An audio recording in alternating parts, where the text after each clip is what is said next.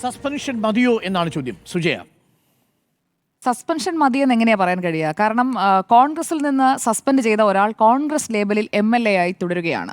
കോൺഗ്രസിന്റെ കൈപ്പത്തി ചിഹ്നത്തിലാണ് അയാൾ മത്സരിച്ചത്. ആ ചിഹ്നത്തിൽ മത്സരിച്ച് ആ ചിഹ്നത്തിൽ ജയിച്ച് MLA ആയി നിൽക്കുന്ന ഒരാളെ സസ്പെൻഡ് ചെയ്തിട്ട് ഞങ്ങൾ എന്തോ നടപടിയെടുത്തു എന്ന മട്ടിൽ കാണിച്ചുകൊണ്ടേയിരിക്കുകയാണ്. അത് മതിയോ എന്നുള്ളതാണ്. മാത്രമല്ല കോൺഗ്രസിന് വേണ്ട, കാരണം യൂത്ത് കോൺഗ്രസിൽ നിന്നും അതുപോലെ തന്നെ പാർട്ടിയുടെ പ്രാഥമിക അംഗത്വത്തിൽ നിന്നും സസ്പെൻഡ് ചെയ്തു. പക്ഷേ പാലക്കാട്ടെ ജനം ഇങ്ങനെ ചുമന്നുകൊണ്ടേയിരിക്കണം. പാലക്കാട്ടുകാരുടെ വിധി എന്ന് പറഞ്ഞ് അവർ തെരഞ്ഞെടുത്ത ജനപ്രതിനിധിയെ ഇങ്ങനെ ചുമന്നുകൊണ്ടിരിക്കണം. അതാണ് കോൺഗ്രസ് ഇന്ന് കൊടുത്തിരിക്കുന്ന മറുപടിയിൽ നിന്ന് പാലക്കാട്ടുകാർ മനസ്സിലാക്കേണ്ടത്. അവർക്ക് ശരിക്കും അത് മനസ്സിലായിട്ടുണ്ട് എന്ന് നമ്മൾ പാലക്കാട്ടെ വോട്ടർമാരുടെ പ്രതികരണങ്ങൾ എടുക്കുമ്പോൾ അതിൽ നിന്ന് കൃത്യമായിട്ടും മനസ്സിലാകുന്നുണ്ട്. ഉപതെരഞ്ഞെടുപ്പ് വരുമെന്ന പേടി കൊണ്ടാണത്രേ. ഉപതെരഞ്ഞെടുപ്പ് വരില്ലല്ലോ. ജനപ്രാതിനിധ്യ നിയമം അനുസരിച്ച് 1 വർഷം പോലും ഇല്ലാത്ത ഈ കാലയളവിനിടയിൽ അങ്ങനെയാണെങ്കിൽ പീരുമേട് ഉപതെരഞ്ഞെടുപ്പ് വരണ്ടേ? അതേക്കുറിച്ച് ഒരു ചർച്ചയും നടക്കുന്നില്ലല്ലോ. ഇപ്പോൾ വാഴൂർ സോമൻ MLA യുടെ മരണത്തെ തുടർന്ന് അങ്ങനെയാണെങ്കിൽ അവിടെ ഉപതെരഞ്ഞെടുപ്പിനെ കുറിച്ചല്ലേ ചർച്ച നടക്കേണ്ടത്?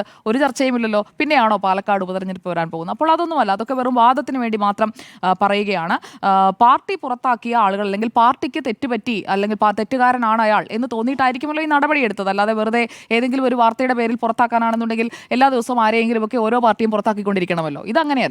പാർട്ടിക്ക് കൃത്യമായി കാര്യങ്ങൾ മനസ്സിലാക്കിയിട്ടെടുത്ത തീരുമാനം എന്ന് വേണം നേതാക്കളുടെയും പ്രവർത്തകരുടെയും ഉത്തരവാദിത്തപ്പെട്ട സ്ഥാനത്തിരിക്കുന്നവരുടെയും ഒക്കെ പ്രതികരണങ്ങളിൽ നമ്മൾ മനസ്സിലാക്കേണ്ടത്.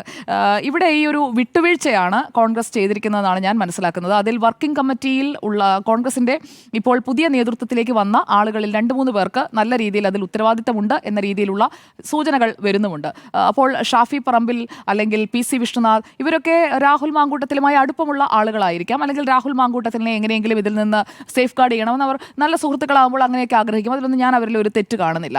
പക്ഷേ രാഹുൽ മാങ്കൂട്ടത്തിനെ കോൺഗ്രസിന് എന്താണ് ഇത്ര പേടി? ഇത്ര പേടിക്കാൻ മാത്രം രാഹുൽ മാങ്കൂട്ടത്തിൻ്റെ കയ്യിലിരിക്കുന്നത് എന്താണ്? ആ ഒരു ചോദ്യം കേരളത്തിൽ ഇപ്പോൾ പല കോണുകളിൽ നിന്നായി ഉയർന്നു വരുന്നുണ്ട്. അല്ലാത്ത പക്ഷം പാർട്ടിക്ക് നിഷ്പ്രയാസം ചെയ്യാൻ കഴിയുന്ന കാര്യമാണ്. ഫസ്റ്റ് ടൈം MLA ആണ്. മറ്റു വലിയ പാർട്ടി ഭാരവാഹിത്വങ്ങളൊന്നും വഹിച്ചിട്ടില്ലാത്ത ആളാണ്. ഒരു ഉപതെരഞ്ഞെടുപ്പിലേക്ക് കൊണ്ടുവരുന്നു. അതിന് തൊട്ട് മുൻപുള്ള വർഷമാണ് യൂത്ത് കോൺഗ്രസിന്റെ സംസ്ഥാന അധ്യക്ഷ പദവിയിലേക്ക് വരുന്നത്. അവിടെയെല്ലാം അദ്ദേഹത്തിന് ഒരു ഗൈഡായി അല്ലെങ്കിൽ ഒരു മെൻറ്ററായി ഒക്കെ ഉള്ള ഷാഫി പറമ്പിൽ. ആ ഷാഫി പറമ്പിലാണ് എല്ലായിടത്തും രാഹുൽ മാങ്കൂട്ടത്തിന് വേണ്ടി ബാറ്റ് ചെയ്തിട്ടുള്ളത്. അത് തെരഞ്ഞെടുപ്പ് കാലത്ത് നമ്മൾ കണ്ടതാണ്. ഇവിടെയും ഈ രാജി ഒഴിവാക്കി സസ്പെൻഷൻ മതി എന്ന തീരുമാനത്തിലേക്ക് ബാറ്റിംഗ് പോയിന്റിൽ നിന്നത് ഷാഫിയാണോ എന്ന സംശയം എല്ലാവരെയും പോലെ എനിക്കുമുണ്ട്. ഇത്തരം ആളുകൾക്ക് പാർട്ടിയിൽ സ്ഥാനം നൽകിക്കൊണ്ട് പാർട്ടി ജനങ്ങൾക്ക് കൊടുക്കുന്ന സന്ദേശം എന്താണ്? പ്രത്യേക ഇപ്പം നിയമസഭയിലെ ഒന്നിച്ചൊരു ബ്ലോക്കിൽ ഇരിക്കാൻ പോകുന്നില്ല, മാറിയിരിക്കാൻ പോകുന്നു എന്നൊക്കെയാണല്ലോ ഇവിടെ പറയുന്നത്. ഈ സസ്പെൻഷനെ കുറിച്ച് തന്നെ പാർട്ടിയുടെ ഭരണഘടന അനുസരിച്ച് ഈ സസ്പെൻഷനിൽ ഒരു ഡിസിപ്ലിനറി ആക്ഷൻ ആണല്ലോ സസ്പെൻഷൻ. അതിനൊരു നോട്ടീസ് ഇഷ്യൂ ചെയ്യണം. അവരുടെ തന്നെ രേഖ അനുസരിച്ച് നമ്മൾ നോക്കിക്കഴിഞ്ഞാൽ no disciplinary action shall be taken without an opportunity being given with at least 2 weeks notice to the committee or individual concern to explain its or his case and answer such charges as are made against him or her. അപ്പോൾ അങ്ങനെയുള്ള ഒരു കാര്യവും ഈ notice period എന്ന് പറയുന്ന ഒരു കാര്യമുണ്ട്, അത് കൊടുത്തിട്ടില്ല.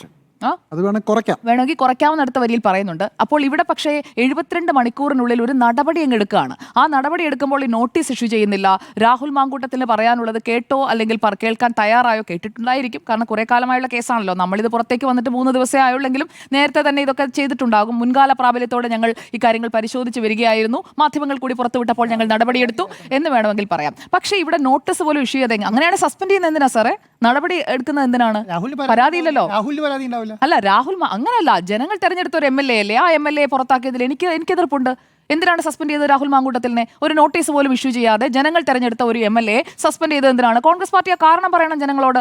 ഞങ്ങൾ എന്തിനാണ് സസ്പെൻഡ് ചെയ്തത്? ഒരു വ്യക്തിയെ സസ്പെൻഡ് ചെയ്യണമെന്നുണ്ടെങ്കിൽ അതിനൊരു ഷോ കോസ് എന്ന് പറയുന്ന ഒരു സംവിധാനം ഉണ്ടല്ലോ. അത് ഏത് കാര്യത്തിലായാലും എന്താണ് ഇവിടുത്തെ കോസ്? എന്തിനാണ് ഈ സസ്പെൻഷൻ? മാധ്യമ വാർത്തകളുടെ അടിസ്ഥാനത്തിലുള്ള സസ്പെൻഷൻ ആണോ? പരാതിക്കാരില്ല, ഒരു പരാതിയും ഞങ്ങളുടെ മുന്നിൽ വന്നിട്ടില്ല എന്ന് UDF കൺവീനർ അടൂർ പ്രകാശ് ഇന്നുകൂടി പറഞ്ഞു. സാർ കേട്ടില്ലേ? അടൂർ പ്രകാശ് പറഞ്ഞു. അതുപോലെ തന്നെ KPCCയുടെ മുന്നിൽ എന്തെങ്കിലും പരാതി വന്നിട്ടുണ്ടോ? AICCയുടെ മുന്നിൽ പരാതി വന്നിട്ടുണ്ടോ? അല്ലെങ്കിൽ ഏതെങ്കിലും പരാതി അന്വേഷിച്ചോ? ഇത്ര പെട്ടെന്ന് എന്തിനാണ് ഇവർ സസ്പെൻഡ് ചെയ്തത്? ഒരു തെറ്റും ചെയ്യാത്ത ഒരാളെയാണ് സസ്പെൻഡ് ചെയ്തതെങ്കിൽ അത് രാഹുലിനോട് നിങ്ങൾ ചെയ്യുന്ന വലിയ തെറ്റല്ലേ? ജനങ്ങൾ ഇതൊക്കെ ചോദിക്കില്ലേ? അപ്പോൾ രാഹുൽ മാങ്കൂട്ടത്തിലിനെ എന്തിനാണ് സസ്പെൻഡ് ചെയ്തത് എന്നുള്ള കാരണം ഒന്നും പറഞ്ഞിട്ടില്ല. തിരിച്ചു ചോദിക്കുന്നുണ്ട്, സസ്പെൻഷൻ ആണോ അതോ MLA സ്ഥാനം രാജിവെക്കുകയാണോ? അതിനൊന്നും മറുപടിയില്ല. ചായ കുടിച്ചോ? ചായ കുടിച്ചിട്ടേ പോകാവൂ എന്ന് പറയുകയാണ്. KPCC അധ്യക്ഷനാണ് പറയുന്നത്. ആ വാർത്താ സമ്മേളനത്തിൽ ഉത്തരവാദിത്തത്തോടെ ഇക്കാര്യങ്ങൾക്ക് മറുപടി പറയാനുള്ള ഒരു ബാധ്യതയെങ്കിലും അദ്ദേഹം കാണിക്കേണ്ടതല്ലായിരുന്നു. അത് കാണിച്ചിട്ടില്ല. അതുകൊണ്ടാണ് ഞാൻ ഈ നോട്ടീസിന്റെ കാര്യം എടുത്തു നോക്കിയത്. മാത്രമല്ല ഇവിടെ സ്ത്രീ പീഡന അല്ലെങ്കിൽ അയാളുടെ മറ്റു വൈകൃതങ്ങളുടെ പേരിലുള്ള ആരോപണങ്ങളാണല്ലോ ഉയർന്നിരിക്കുന്നത്. ആരോപണങ്ങൾ മാത്രമാണ്, പരാതിയായി വന്നിട്ടില്ല. ആ ഭാഗം ഞാൻ പൂർണ്ണമായും സമ്മതിച്ചുകൊണ്ടാണ് ഈ ചർച്ചയിൽ സംസാരിക്കുന്നത്. ഇവിടെ പ്രാഥമിക അംഗത്വത്തിൽ നിന്ന് സസ്പെൻഡ് ചെയ്യണം എന്നുണ്ടെങ്കിൽ അത്രയ്ക്ക് ഗുരുതരമായ ഒരു കുറ്റകൃത്യം ഒരാൾ ചെയ്യണ്ടേ? അങ്ങനെയല്ലേ പാർട്ടികളൊക്കെ ചെയ്തു വരുന്നത്. അപ്പോൾ ആ കുറ്റകൃത്യം എന്താണ്? ആ കുറ്റകൃത്യമായി പാർട്ടി മനസ്സിലാക്കിയത് എന്താണ്? റിനി ആൻഡ് ജോർജ് വന്ന് രാഹുൽ മാങ്കൂട്ടത്തിൻ്റെ പേര് പറയാതെ ഹൂ കെയേഴ്സ് എന്നുള്ള ഒരു സൂചന മാത്രം നൽകിക്കൊണ്ട് നടത്തിയ ഒരു പ്രതികരണമാണ് നമ്മൾ മാധ്യമങ്ങളിലൂടെ കണ്ടത്.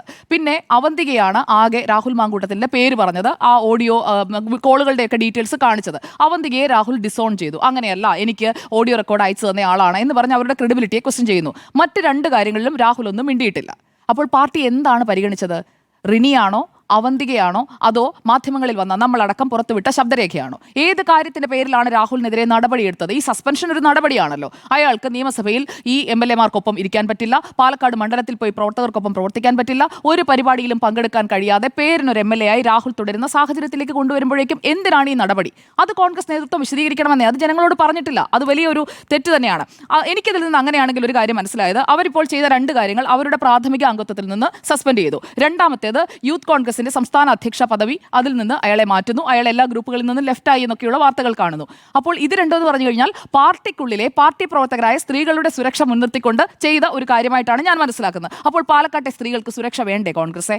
പാലക്കാട്ടെ സ്ത്രീകൾ, പെൺകുട്ടികൾ അവരൊക്കെ ഇയാളുടെ കീഴിൽ തന്നെ അവിടെ പാലക്കാട്ട് തുടരണമെന്നാണോ? അപ്പോൾ പാലക്കാട്ടെ സ്ത്രീകളുടെ, ഇയാൾക്ക് വോട്ട് ചെയ്ത സ്ത്രീകളായ വോട്ടർമാരുണ്ടല്ലോ, അവരുടെ ഒന്ന് സുരക്ഷയുടെ കാര്യത്തിൽ കോൺഗ്രസിന് ഒരു ഉത്തരവാദിത്വമില്ലേ? MLA ആയി തുടർന്നോട്ടെ എന്ന് പറഞ്ഞു കഴിഞ്ഞിട്ടുണ്ടെങ്കിൽ ഇങ്ങനെയുള്ള ഒരു ഒഫൻഡർ ആകുമ്പോഴേക്കും അയാൾ ആ കാര്യങ്ങളൊക്കെ അവിടെ ചെയ്തോട്ടതാണോ? കേരളത്തിലെ സ്ത്രീകളോട് നിങ്ങൾക്കൊരു ഉത്തരവാദിത്വമില്ലേ? അങ്ങനെയാണെങ്കിൽ ഈ MLA സ്ഥാനം, അതായത് ഒരു പ്രധാനപ്പെട്ട ഒരു പോർട്ട്ഫോളിയോ ആണ്, ആ പോർട്ട്ഫോളിയോ വഹിക്കുന്നതിൽ നിന്നാണ് അയാളെ മാറ്റി നിർത്തേണ്ടത്. അല്ലാതെ പാർട്ടിയുടെ സ്ഥാനങ്ങളിൽ നിങ്ങൾ മാറ്റിയാൽ പാർട്ടിക്കാർക്കാണ് നിങ്ങൾ സംരക്ഷണം കൊടുക്കുന്നത്, ജനങ്ങൾക്കല്ല. ജനങ്ങൾക്കാണ് നിങ്ങൾ, അല്ലെങ്കിൽ നാട്ടിലെ സ്ത്രീകളോടാണ് നിങ്ങൾക്ക് ഉത്തരവാദിത്വം എന്നുണ്ടെങ്കിൽ നിങ്ങൾ മാറ്റേണ്ടിയിരുന്നത് MLA സ്ഥാനത്ത് നിന്നാണ്. അപ്പോൾ MLA സ്ഥാനം രാജിവെക്കാനായിട്ട് ആവശ്യപ്പെടുന്നില്ല. അതിന്റെ കോട്ടമാണ് കോൺഗ്രസിന് ഉണ്ടാകാൻ പോകുന്നത്. പാലക്കാട്ട് ഇപ്പോൾ MLA ആയി ഈ നിയമസഭയുടെ കാലാവധി തീരുന്നത് വരെ അയാൾ തുടരട്ടെ എന്ന് തീരുമാനിക്കുന്നതിലൂടെ അതിൽ നിങ്ങൾക്ക് മറ്റ് പല കാരണങ്ങളും ഉണ്ടാകാം, പുറത്തു പറയാൻ കഴിയാത്ത കാരണങ്ങളും ഉണ്ടാകാം. എന്തായാലും ആ കാര്യങ്ങളിലൊന്നും ഇതുവരെ പുറത്തേക്കൊന്നും പറഞ്ഞിട്ടില്ല. എന്തിനാണ് ഈ സസ്പെൻഷൻ എന്ന് പോലും പറഞ്ഞിട്ടില്ല. ഇവിടെ കോൺഗ്രസിന് ഈ കാര്യത്തിൽ ഒന്നും ചെയ്യാൻ കഴിയാത്ത ഒരു സാഹചര്യത്തിൽ ഇതെങ്കിലും ചെയ്യണ്ടേ എന്ന മട്ടിൽ ഇവിടെ ജിമ്മി സാറ് സൂചിപ്പിക്കുന്നത് കണ്ടു. അപ്പോൾ ചെയ്യാൻ കഴിയുന്ന കാര്യം എന്ന് പറഞ്ഞാൽ ഇതല്ലല്ലോ. MLA ആയിട്ട് തുടരുന്നത് അത് ജനങ്ങളോടുള്ളൊരു വെല്ലുവിളിയാണെന്നേ. ഈ സസ്പെൻഷൻ എന്ന് പറയുന്നത് ഒരു പീരീഡ് പോലും പറയാത്ത സസ്പെൻഷനാണ്. 1 മാസമെന്നോ അല്ലെങ്കിൽ 2 ആഴ്ചയെന്നോ 6 മാസമെന്നോ ഒന്നും പറയുന്നില്ല. സസ്പെൻഡഡ്, അത്ര മാത്രമേ ഉള്ളൂ. ഷോക്കോസ് കൊടുത്തിട്ടില്ല, അയാളിൽ നിന്ന് കാരണം തേടിയിട്ടില്ല. അയാൾക്ക് സമയം കൊടുക്കുകയാണ്. അവന്തികയെ ഡിസോൺ ചെയ്തതുപോലെ മറ്റ് പെൺകുട്ടികളിലെ കൊണ്ടും കൃത്യമായി കാര്യങ്ങൾ തിരുത്തി പറയിപ്പിക്കുന്നതിന് വേണ്ടിയിട്ടുള്ള ഒരു സമയം അയാൾക്ക് കിട്ടുന്നതിന് വേണ്ടി അതിനുവേണ്ട സഹായങ്ങളും ഈ ആളുകളൊക്കെ തന്നെ ചെയ്തു കൊടുക്കുമായിരിക്കും. എനിക്കറിയില്ല അത് എങ്ങനെയാണെന്ന്. എന്തായാലും ഇത് നീതിപൂർവ്വമുള്ള ഒരു തീരുമാനമായിട്ട് എനിക്ക് തോന്നുന്നില്ല. എൻ്റെ പൂർണ്ണ ബോധ്യമാണത്. കാരണം പാർട്ടിയിലെ സ്ത്രീകൾക്ക് മാത്രം മതി നീതി, പാർട്ടിയുടെ സ്ഥാനങ്ങളിൽ നിന്നല്ല ഞങ്ങൾ പുറത്താക്കിയല്ലോ എന്ന് പറയുന്ന ആ ഒരു ലോജിക്ക് എനിക്ക് അങ്ങോട്ട് മനസ്സിലാവുന്നില്ല.